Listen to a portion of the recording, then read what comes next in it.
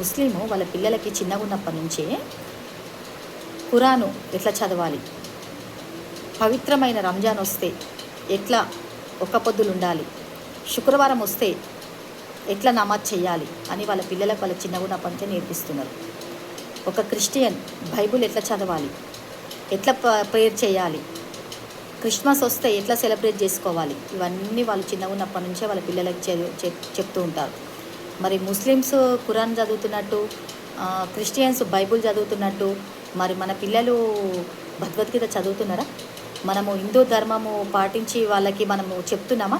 ప్రతిరోజు మనము మన ధర్మాన్ని మనం కాపాడుకోవాలి, మన హిందూ ధర్మాన్ని మనం కాపాడుకోవాలి, ప్రతిరోజు భగవద్గీత చదవాలి, ప్రతిరోజు గుడికి వెళ్ళి రావాలని మన పిల్లలకు మనం నేర్పిస్తున్నామా?